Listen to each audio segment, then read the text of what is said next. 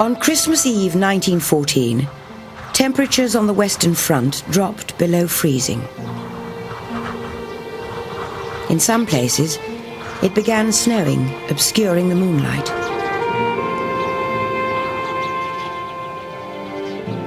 Then, right across the German lines, lights began to appear.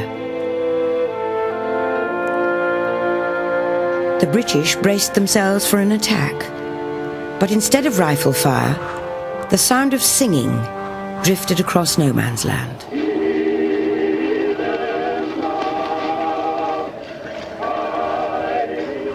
The Germans would be heard singing Stille Nacht, Heilige Nacht.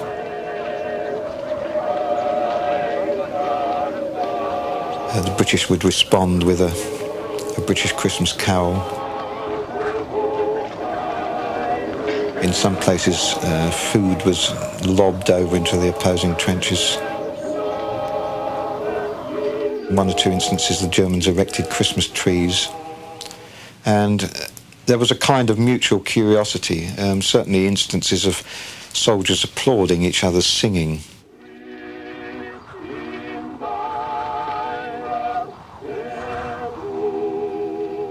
In one or two places on Christmas Day itself, the first curious, slightly headstrong people, perhaps from both sides, poked their head above the trenches and, being made aware that somebody over the other side wasn't going to shoot it off, then clambered cautiously out. Captain Charles Stockwell was one of the first to take part. I ran out into the trench and found that the Saxons were shouting, "Don't shoot! We don't want to fight today. We will send you some beer." A German officer appeared and walked out into the middle of no man's land. So I moved out to meet him amidst the cheers of both sides. We met and formally saluted. He introduced himself as Count something or other and seemed a very decent fellow.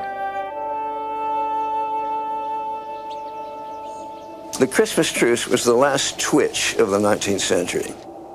By that I mean it was the last public moment in which it was assumed that people were nice. It was the last gesture that human beings are getting better the longer the human race goes on. December the 26th. At 8:30, I fired 3 shots in the air and put up a flag with Merry Christmas on it. The Germans put up a sheet with "Thank you" on it. And the German captain appeared on the parapet.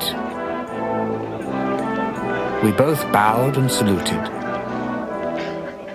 He fired 2 shots in the air, and the war was on again.